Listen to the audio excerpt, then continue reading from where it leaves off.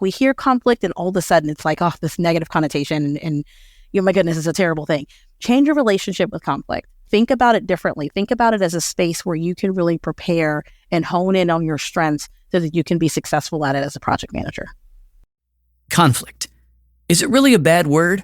Or is it an opportunity to identify issues, work through them, and emerge stronger on the other side? Today, we're looking at strategies to make your team and projects resilient when struggles arise. In today's fast-paced and complex business landscape, project professionals lead the way, delivering value while tackling critical challenges and embracing innovative ways of working. On Projectified, we bring you insights from the project management community to help you thrive in this evolving world of work through real-world stories and strategies, inspiring you to advance your career and make a positive impact. This is Projectified. I'm Steve Hendershot. Conflict happens on projects and within teams. It just does. Even among the most harmonious and collaborative cultures, disagreement is inevitable. And at that point, it's not about how well you avoid conflict, but how well you resolve it. It's a hot topic. Research firm Gartner named conflict resolution a must-have skill for 2024. Being able to lower the temperature during any disagreement is a sign of leadership. Those who do it well not only boost the health of teams and organizations in the short and long term, but they also impact project success. Thoughtful conflict resolution can bring to the surface ways to improve your work. Of course, PMI has plenty of resources to help you boost your leadership skills. Visit pmi.org/podcast and click on the transcript for this episode to check those out. Today, we'll speak to two project leaders about how they approach managing and resolving conflicts. First is Tarika Wheeler, VP of Client Success at Arch Systems in the Washington, D.C. metro area.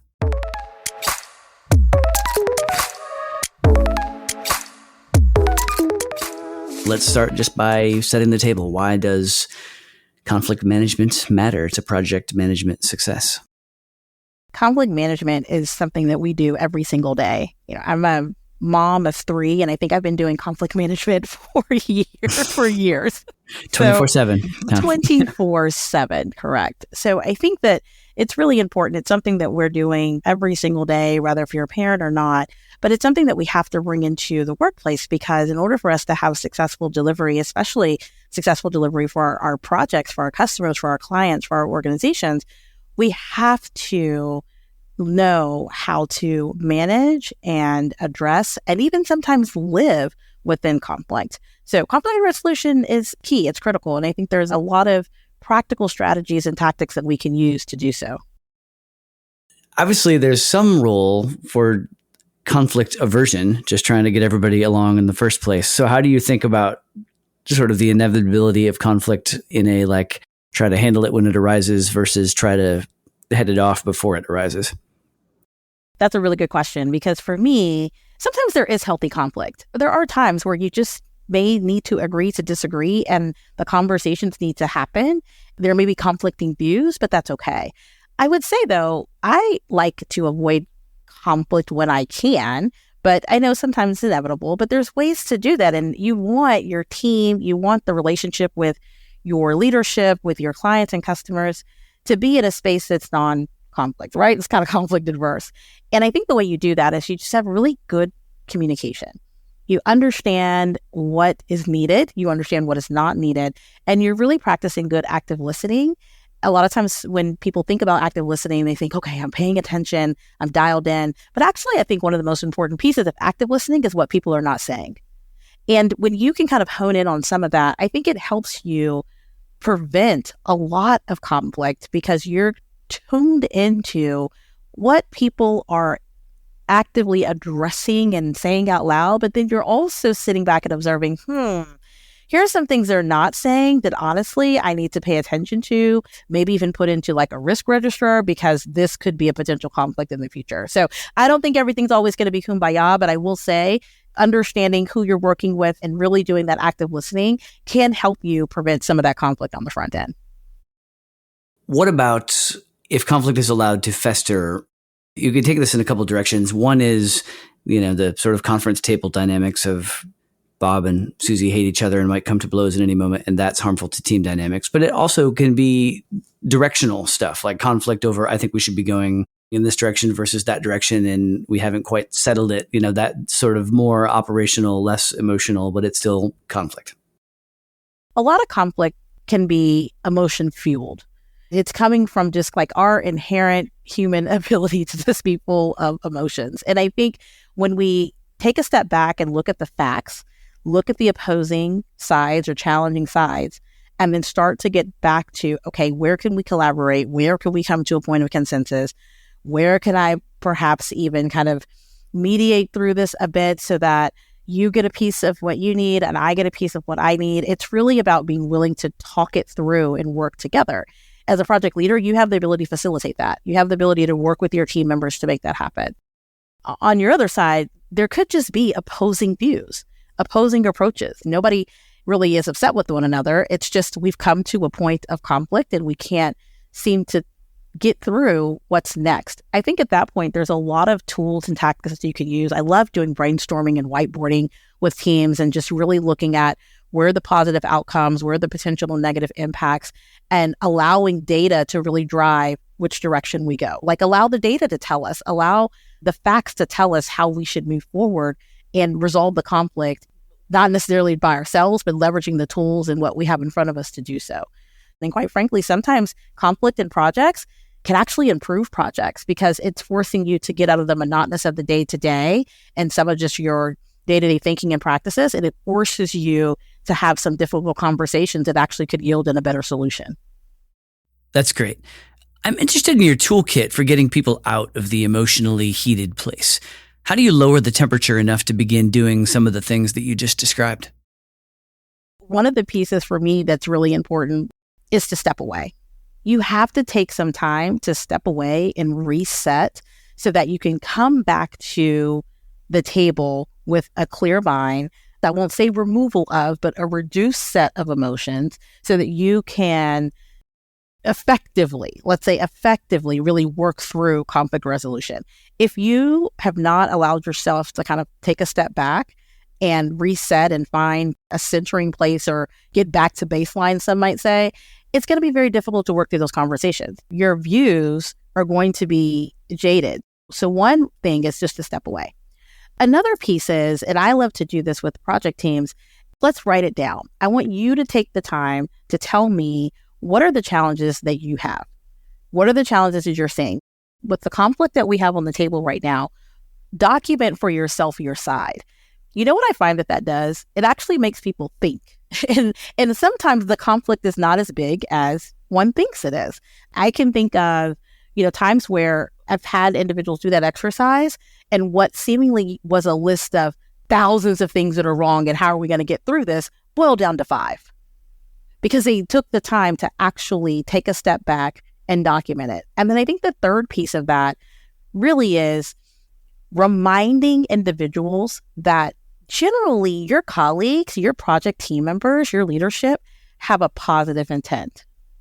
It's a positive intent. They are absolutely in a position of wanting things to go well. And so when you assume positive intent and not malintent on the front end, again, it helps you calm the emotion down and it helps you try to put yourself in the other, maybe opposing side's shoes to think about where might they be coming from. So I think when you can do all of that before coming to the table to have a discussion around a particular conflict is incredibly helpful because it just kind of clears out some of the noise and really gets you to a place of calm, gets you to a place of focus so that you can actually get to the positive outcome you're desiring. Yeah, it's good. Once people get in the conflict doom loop, it's easy to lose track of the empathy required to sort of see good intent in the other person as a good faith actor, and you got to get there. Yeah. So can you walk us through a time when this toolkit came into play for you, a time when conflict bubbled up on a team you were leading, how you addressed it and got things back on course? I was managing a project team, and we had project team members who just could not get along. It had nothing to do with the customer, nothing to do with the client, nothing to do with the work. The personalities just did not match. I had an opportunity to really sit down with the individuals and just have a conversation and get us to the point of what is going to be the best way to work together so that we can operate in this culture that we're trying to create within this project team, which is one of collaboration, which is one of innovation, ideation, and providing value to our customers. How do we do that? I wanted to hear from each individual what's going to be best for you, what would help you have a better experience on this team. And again, it caused both of them to step back, both of them to write down the information for themselves so they can kind of get from the list of 2,000 things that's in their head to the actual real pain points and their challenges. And then for us to come to some agreement and understanding of how we're going to move forward. Here's are kind of the rules of engagement to move forward. Honestly, it worked brilliantly. Were they besties? Absolutely not. Were they able to work together for the common goal and the value that we needed to deliver to our client? Yes. Why? Because we got to the heart of the matter and we took the time to address it and deal with it instead of allowing the conflict to fester and to start to impact our overall roles and goals that we have within the company. There's a common thread there back with where we were earlier in terms of characterization. Sitting down, pulling together, focusing on where you're trying to realize and getting everyone together on team outcomes opens up some possibilities. Agreed. My hope for project teams as a whole is that they keep the common goal and the outcome in mind, right? That's why project charters for me are so important. I know some folks are like, wait a minute, that's real. Yes, project charters are absolutely real. And it wasn't just in your PMBOK for the time that you studied it. It's real and you should be doing them on your projects.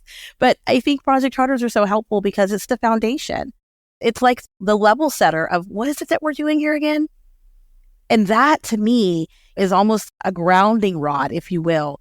And if we are clear at the beginning of a project, if we're clear at the beginning of an engagement, what the expectations are, who are the key players, what are their goals, what is everybody's roles and function. That's why I love RACI charts, right? Just to understand who's responsible, who's accountable, who do we need to consult, who needs to be informed. All of that is so key, and it's a part of conflict resolution because it's mitigating it on the front end as much as you can so you actually don't get to conflict, right? So I think as much information you can have and give your key players, your stakeholders, your project team members, your leadership, your executive sponsors, whomever it may be, that you give them as much information as possible so that we can prevent as much conflict as we can from a negative space, right? That we can prevent that as much as we can. I think a lot of it is just people need to be informed. So how do strategies for resolving conflict differ depending on who is at loggerheads? This could be within your team, could be an external project partner, it could be cross-departmental with your organization. How do you adjust your approach based on what's going on?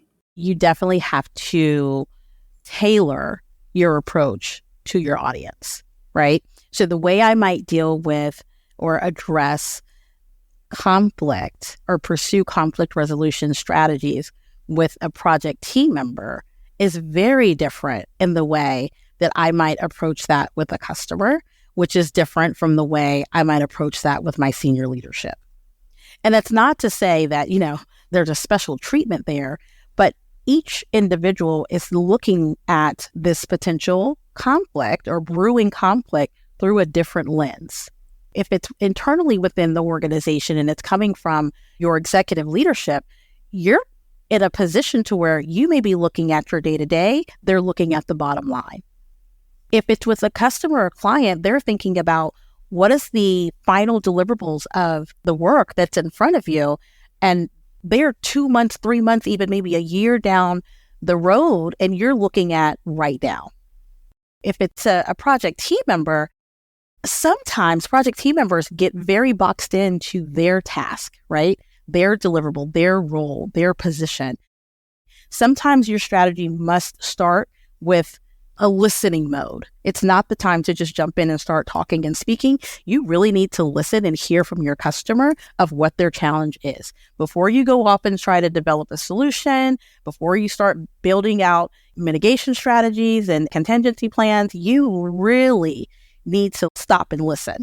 However, if it's a conflict that's brewing in your project team and you're a project leader, yes, you need to listen, but you also need to kind of have some strategies in your toolbox to where you can jump in immediately and start to help resolve the situation. You know right off the bat that If I have a conflict of interest with my team, here's my process, here's my steps, here's what I'm going through. If it's my senior leadership and executive, and I have a conflict there, I have to really sit down and think about, okay, how am I going to characterize this and speak to this so that they truly understand what my conflict is and where I need their help? Or goodness, if my conflict is with them directly, how can I self-advocate for myself in a way that I understand what's going to resonate with them? And one might say, well, wait a minute, if there's a conflict, you just need to say what you mean and mean what you say and speak up. Absolutely. But there's a way to do it so that your response in this moment of conflict is not detrimental and that your intent does not get misconveyed because of your approach. I'll say that again. With conflict resolution, your intent, you do not want it to be misconveyed in any way because you did not take the right approach and that you did not know your audience. So I think knowing the audience is key. All right. So I'm imagining as a project leader, with a customer success role, you probably have a pretty high emotional intelligence that helps you deal with this. And as we shift the conversation to advice for other project leaders, lessons learned, things like that, how would you suggest that someone who would not rate this as an innate skill set go about building their conflict mitigation toolkit? I think the first thing you have to do is do a self-assessment. Conflict resolution, for me, from a project leader perspective, and for any leader perspective, honestly, starts with self. How do you manage conflict? Not at work, but just in general. What does that look like for you? What happens when things get contentious? What happens when challenges come? How do you normally respond and react? Because 9 out of 10, it's not going to be much different from your personal to your professional activities. But you have to do a self-assessment and understand what that looks like. You also need to do a self-assessment to understand where are your strengths and where are there areas of improvement for negotiation. And I highly recommend that you dive into some of the great webinars that are around negotiation, around conflict management, things of that nature. PMI has a great suite of a ton of webinars that folks can go through to just hone in on some of those skills because it starts with self. I think the second thing that you want to have in your toolkit is that you want to understand, are you really good at mediation? Are you good at advocating for yourself and others? Are you good at collaboration? Like, where are those strengths? And then maybe start to even document some strategies for yourself of how you're going to utilize those should conflict arise. And then I think the third thing is going back to the basics. As scary as it was in getting my PMP, I think the things that really stick with me the most are at the foundation. You have got to leverage what many of us are just already trained to do and certified to do, and just being a good project manager, documenting, communicating, making sure that you have a charter in place, making sure that you know who your stakeholders are and you've done a stakeholder analysis and you understand the folks that you need to keep engaged and keep happy are those who really just want to have a seat at the table but are really not going to have too much of an impact on your project, right? You have to take yourself through that matrix, and then you've got to do really good risk management. I think conflict resolution and risk management go together. And when you're able to kind of pre-identify potential risk, and then should those risks start to show themselves and kind of become a little bit more relevant, you've got strategies in place already. You're putting almost like a little force field around yourself as a project leader, as a project manager, when you go back to some of the basics. There could be conflict around budget. Okay, let's think about what are the things that you can do better for managing costs. There could be conflicts around schedule and scope. Okay, let's talk about scope management. Again, charter. Let's talk about schedule. What did that look like? Did you really take a look? Did you give yourself enough time and resources to build that out? Did you utilize a work breakdown structure to really think about the task? Like, take yourself back to some of the basics in the foundation. And I guarantee you, that's going to help you have some tools in your toolbox when it comes to conflict management and resolution.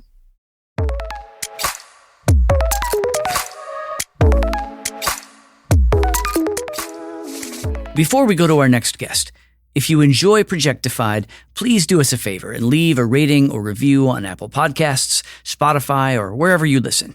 Your feedback helps us keep making this show. Now let's go to our next conversation. Taking time to understand the source of conflict helps project leaders move toward resolution. Prabhat Ganawardena, a program manager at the London Stock Exchange Group in Colombo, Sri Lanka, spoke with Projectified's Hannah LaBelle about how he uses active listening to find common ground during conflict.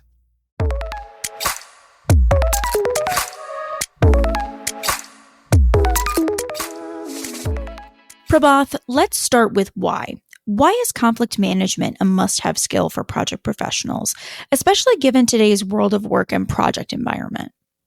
Number one is conflict is an inevitable aspect of human interactions, especially when you are in project management where we will have diverse teams and very complex work happening. So these conflicts are pretty normal. But effective conflict management will definitely ensure that these conflicts are resolved constructively.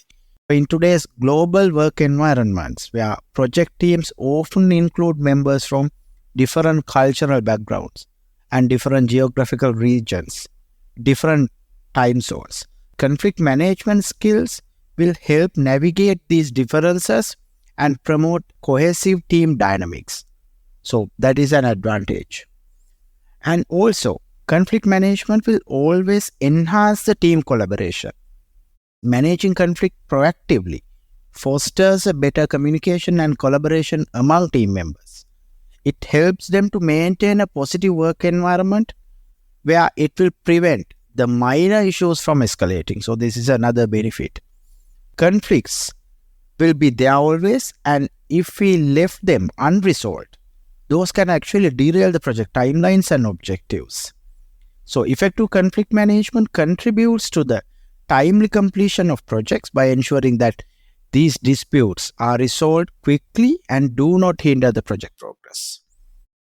Let's talk about a time when you had to manage and resolve a conflict on a project. Let's start by just talking about who was involved in this conflict and how did it affect the team or the project's execution when this conflict started happening? Sure, Hannah. So I would like to take one example from one of my previous organizations where we were working in a very large complex solution for a bank in Singapore. At some point of the user acceptance testing period of the project, there was a conflict occurring in between the project stakeholders, mainly the client-side project manager, as well as the project sponsors and the development team. The conflict was related to the requirement ambiguities, where certain issues came up in the UAT phase. Client has tagged them as defects, where project team is stating that those are not defects, those are new requirements. The root cause of this problem was, of course, there was a certain documentation related to the requirement that was not detailed enough.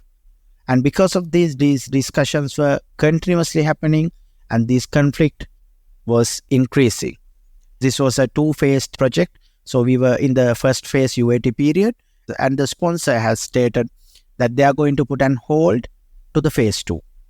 So this was the time that I actually took over the project. So these things were escalated and client was not happy and the team morale was down. So what were some of the skills or strategies that you used when trying to manage this conflict? And how did you ensure it wasn't going to affect team morale and kind of get this project in phase 2 restarted? I was new to the team. So first I had to get an understanding about what is happening around me. I had to understand what went wrong previously. I had to understand what are the major concerns currently that the team and the stakeholders are having. So some of the first steps that I have used is setting up certain meetings to go through the ongoing issues or ongoing disagreements that they had in terms of whether it's a defect or a new requirement. From stakeholder side, we have few team members, including the project manager and some of the business analysts, some of the end users, some of the testers, and from the development team side also, we had multiple team members joining. Through the facilitation of these meetings, I managed to get an understanding about the current situation. And also I used other skills like active listening skills because I need to first understand what has gone wrong. Then only I can actually work with both the parties to come into a solution and resolve this conflict. Then during this conflict resolution, I need to first identify what is the scope that I am going to focus first. I established a criteria where we will first focus on these priority issues to resolve them. And also not only setting up this framework, but also I establish regular checkups of the health of the project to see and make sure that we are going in the right direction of resolving this conflict. So once I identified this initial scope that we need to focus on, it was of course related to the ambiguity of the requirements. So we created some additional steps. For example, we added additional workshops between the end users and development team, and we created prototypes, we created additional mockups, and we created additional bridging documents to clarify anything not 100% elaborated in our requirement documentation. And by achieving this result and by facilitating more discussions between these two parties, we managed to resolve most of these problems roughly around within 2 to 3 months period. And nobody believed at that time that this project will pass the UAT phase. But within around 2 to 3 months period, we managed to complete the UAT phase with 0 defects open. And even we got the phase 2 also. Once these things started to be implemented, this greater communication, these additional workshops, different strategies that you used, how did you see the change within your development team, as well as the change with the relationship with the client stakeholders and the client project manager?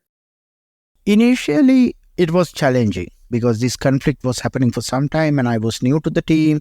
I need to build the trust among all the parties about myself and that I'm going to help both the parties to come into an agreement and resolve this situation.